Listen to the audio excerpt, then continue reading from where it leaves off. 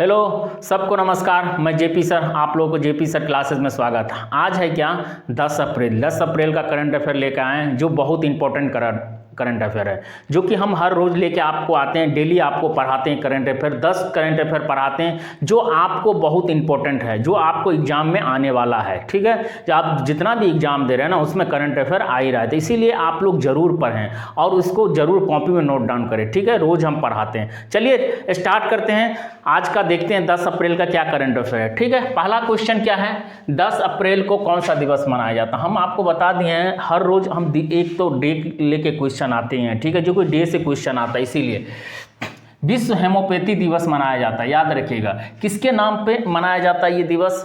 Samuel Hahnemann के जयंती के ऊपर में मनाया जाता है। ठीक है, उनका जन्म इसी दिन हुआ था, सैमुअल हैनीमैन को, याद रखिएगा। इसीलिए इसके जन्मदिन पे 10 अप्रैल को क्या बनाया जाता है? विश्व हेमोपैथी दिवस। ठीक है, इसका इस बार का थीम क्या है 2026 का? सामाजिक सीमाओं में पैर उपचार। मतलब सामंजस्य, मतलब हर इंसान का सामंजस्य होना चाहिए। और इसमें क्या होता है, इसका मतलब क्या है, मतलब इसका जागरूकता बढ़ना चाहिए, हेमोपैथी के प्रति उसको जागरूकता होना चाहिए हर इंसान को, समझ में आए? तो इसीलिए हेमोपैथी दिवस मनाया जाता है।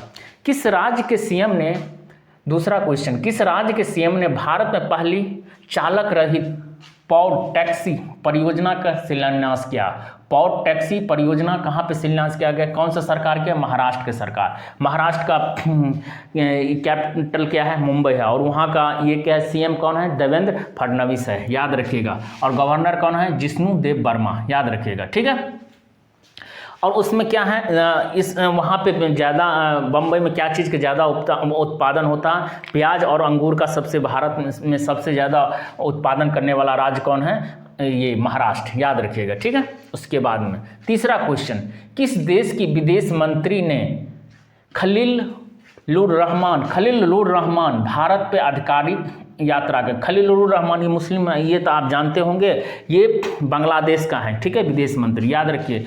तो बांग्लादेश से ये क्या है, बांग्लादेश का क्या है? कैपिटल ढाका, और उसका करेंसी क्या है? टाका। बहुत बार क्वेश्चन पूछा, इसीलिए आपको बता दें। ठीक है, पीएम कौन है? तारिक रहमान अभी बनाए। ठीक है, भारत और बांग्लादेश के बीच में एक्सरसाइज होता है जिसका नाम है संप्रीति एक्सरसाइज, याद रखिए। संप्रीति एक्सरसाइज होता है भारत और बांग्लादेश के बीच में।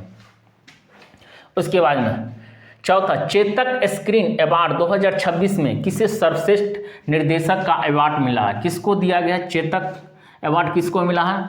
आदित्य धर को। किसके लिए? धुरंधर पिक्चर के लिए उसको दिया गया। ठीक है, आदित्य धर को, याद रखिएगा। चर्चा में रही ए रोड वेल टेबल्ड नामक किताब किसके आत्मकथा है? किसका आत्म, देखिए बुक से क्वेश्चन आता है, इसीलिए हम आपको बता दिए। आर.के. राघवन का है। ठीक है, याद रखिए, क्योंकि बुक से क्वेश्चन आए, इससे पहले भी हम बुक से आपको क्वेश्चन पढ़ाए हैं। ठीक है, तो इसके लिए आप लोग जरूर देखिएगा। ठीक है, चर्चा में रहे। उसके बाद छठा, भारत और किस देश के बीच विशेष बल अभ्यास साइक्लोन 4 का चौथा संस्करण आयोजित किया है? साइक्लोन चौथा किसके बीच होता है? मिस्र के साथ। भारत और मिस्र के बीच में क्या होता है? साइक्लोन 4 होता है, याद रखिएगा। चौथा संस्करण कहाँ?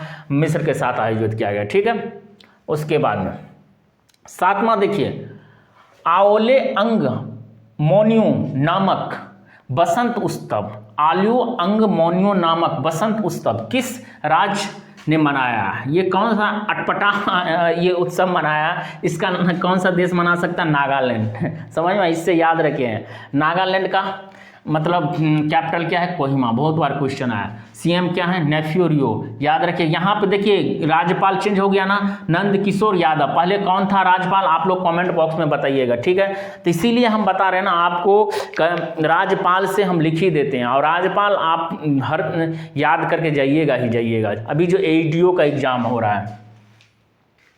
उसके बाद में आठवां, किस बैंक ने बहुभाषी AI प्लेटफॉर्म बॉब संवाद शुरू करेगा? कौन करेगा ये भैया? बैंक ऑफ बड़ौदा स्टार्ट करेगा। क्यों? AI के थ्रू क्या करेगा आपको बताते हैं। जैसे आपको हिंदी आता है, और मेरे को हिंदी नहीं आता, हमको बांग्ला आता है, तो हमको क्या समझ में आया, तो एआई से कन्वर्ट होकर क्या हो जाएगा, आप बोलिएगा मेरे को बांग्ला समझ में आ जाएगा, उस भाषा में समझ में आएगा, जिस भाषा की जानकारी रहेगा उसी भाषा में आपको समझ में आ जाएगा। ठीक है, तो इससे क्या होगा, ना तो कस्टमर और क्या होगा, और जो बैंक का कर्मचारी उसमें क्या होगा, एकजुटता रहेगा। ठीक है, उसमें कुछ कन्फ्यूजन नहीं रहेगा। ठीक है, याद रखिएगा। उसके बाद में नमा, भारत का पहला prototype fast breeder reactor PFBR किस राज्य में स्थापित किया गया, किस राज्य में स्थापित किया गया PFBR, किस राज्य में, तमिलनाडु में। याद रखिएगा, तमिलनाडु का CM कौन है, MK स्टालिन है, याद रखिएगा। और राज्यपाल कौन है, राजेंद्र अर्लेकर। ठीक है, और तमिलनाडु का राजधानी क्या है, चेन्नई, याद रखिएगा। उसके बाद में 10वां बहुत इंपॉर्टेंट क्वेश्चन, VVI कर लीजिए।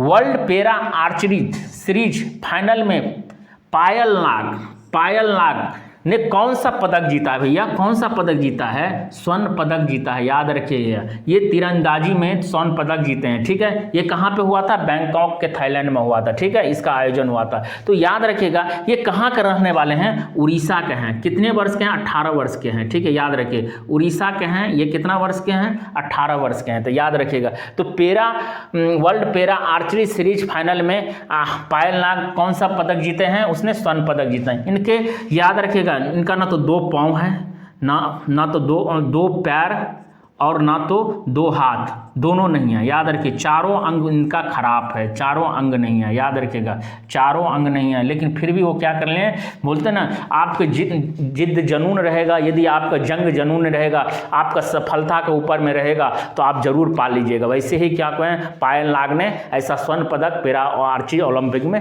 दिलाया है। ठीक है, भारत को। तो ये याद रखें, इसी तरह से आप हर चीज़, यदि आपके अंदर जुनून है तो वो आप काम कर सकते हैं। ठीक है, तो आपको हम जो पढ़ाए हैं 10 क्वेश्चन आप कॉपी में नोट डाउन करिए और अच्छे से पढ़िए। ठीक है, फिर मिलते हैं नेक्स्ट क्लास में। Thank you.